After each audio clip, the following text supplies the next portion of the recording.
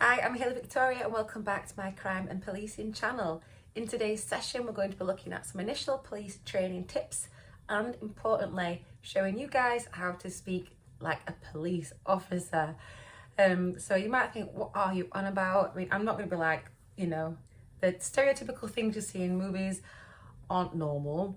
So nobody walks around and says, I don't know, all right, you lot, let's be having you. That's not what happens. Although, fun fact, there is a police building in South Yorkshire and the road it's on is called Let's Be Having You, which I think is pretty funny, right? It's pretty funny. Maybe it's just me, I don't know. Anyway, so we're going to look at how to speak like somebody who works in the emergency services in the UK. And I say the emergency services in the UK because the way that police officers speak is the same as how people who work with the ambulance and fire services speak also. And that's because our communication has been streamlined across the forces so that when everyone's working together on the same jobs, everyone understands what everyone's talking about. And that makes sense, right? Because there might be like a big event, like, I don't know, like a crash on the motorway or something. What's the motorway called in America? Freeway? I don't know. Anyway, a big car crash on the motorway, and in which case you'll need the fire service, the ambulance and the police services. So they all work well together, and I'll go through that properly in a different video about the joint working, Joint Emergency Services Interoperability Programme, or JESIP as it's called, because that's super important. But they all speak the same way and we all communicate in the same way, and that's so we can understand each other. It's quicker, it's simpler, we can get help for those people that need it quicker, and we can match the resources to demand. Makes sense, right? Yeah, so there are some basics. So we'll do the ABC of Airwave speak. Now I'm saying Airwave because that's what the devices are called the Airwaves. So the police radios you'll see. Now then, it's like a little walkie-talkie. If anyone was born after like the year 2000, you won't know what a walkie-talkie is probably. But like a little walkie-talkie, there's an orange button on it. That orange button is the emergency button. It's called, it's when you go to status 0. You press the orange button and that will clear the line, the airwave line for anybody else so you can speak. And that's if you're in immediate danger or you're being injured or in immediate threat or risk of being injured and you need that help now or somebody else is. Do you know what I mean? That's status 0. Okay, so airwave speak then. Let's do the ABC, which is your accuracy, brevity and clarity. So accuracy means you need to, whatever you're saying needs to be right, okay? Brevity means you need to be quick, straight to the point, but not to the extent where you ruin stuff by talking too fast. And clarity, make sure what you're saying is clear. And there are ways that you can do that, including the words that you use, the phrases that you use, and how you pronounce stuff. So it doesn't take a genius to figure out that I am from the north of the UK. I've got a very strong Yorkshire accent, and as such, some of the things I say sound a lot like other things. So if I was talking about numbers, for example, so numbers have to be said in a certain way as well, or letters, they can sound very similar. So if I say M and N, they sound very similar. So instead of just going M, N, you'll say Mike, November. You have to use the phonetic alphabet. And that way we can understand each other much, much easier. So like I said, I've got a strong accent from Yorkshire, and there are a lot of amazing accents in Britain. Honestly, it's so good.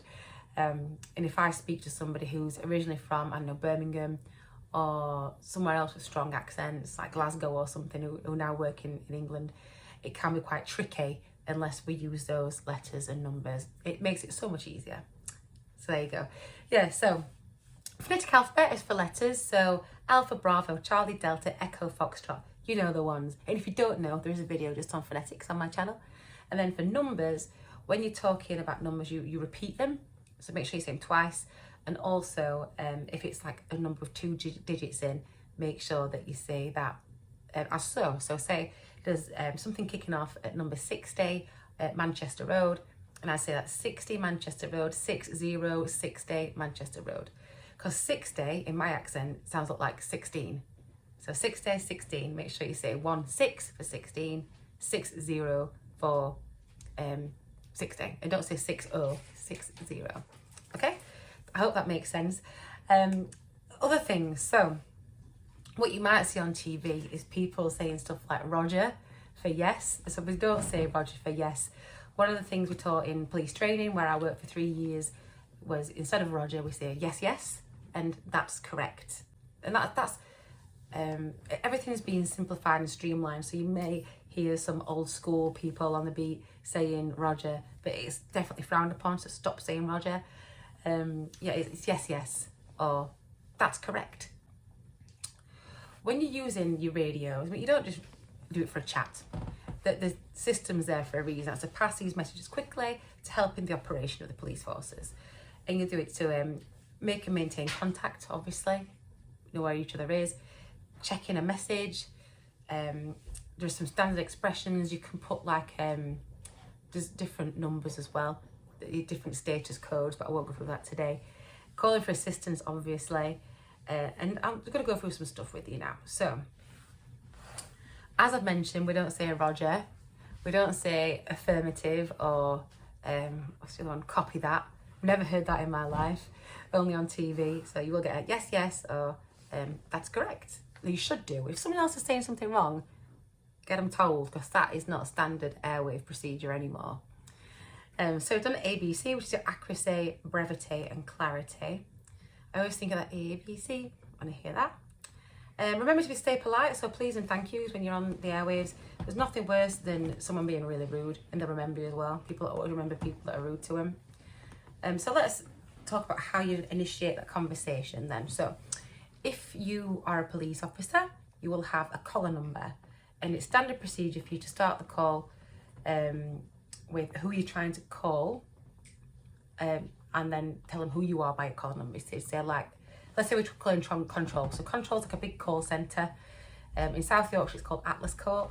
Massive call centre, and you've got like kind of two streams. You've got your 101s and you've got your 999ers. So your 999s are your current, in progress, it's immediate, you need someone there now.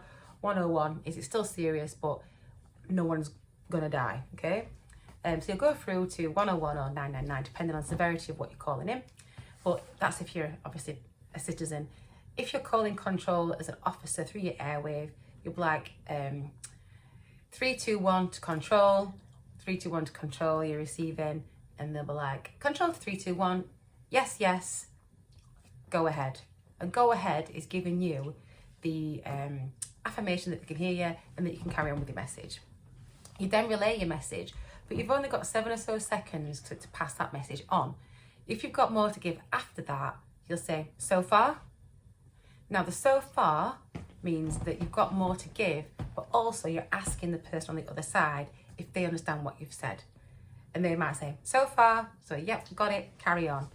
And then they'll carry on the rest of the message. And when you finish a message, you do say over. So that bit is true. And when you've finished the whole thing, you'll say out. So when your conversation is over, out. So those things are real, over, and then when you finish, you'll say out. And also thank you, don't forget to say thank you. It's important that you do make sure that you use the correct language and terminologies, because everyone is obviously trained with the new way of thinking. If you start dropping Rogers all over the place, no one's going to know what you're talking about.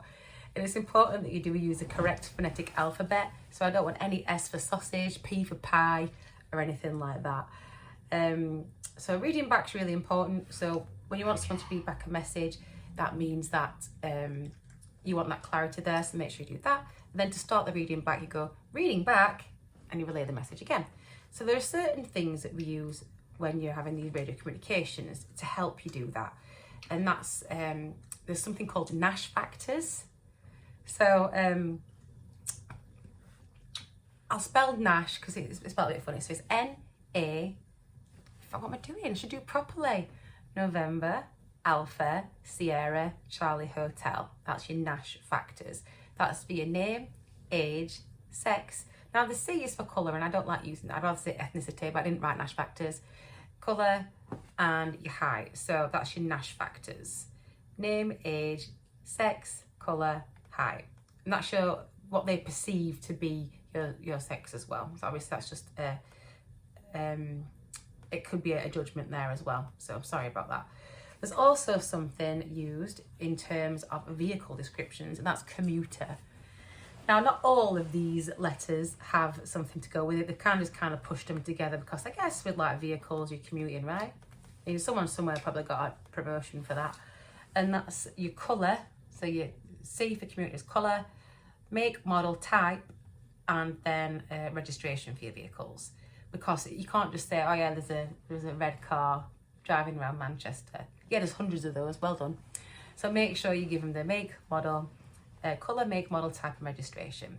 It's really important that you do these things because mistakes have happened in the past. I mentioned about numbers and house numbers earlier. There was, I did have to organise for a new front door to be installed in somebody's house in the district I worked in before, when some officers had kicked the door into the wrong house on like a drugs warrant. So they kicked the door into this elderly couple's house while they're watching TV, and we had to replace that, and it was quite pricey. So do make sure you get your details right, and that when you're passing messages, you're as clear as you can be. Remember, accuracy, brevity, clarity. Hope that makes sense. Bye.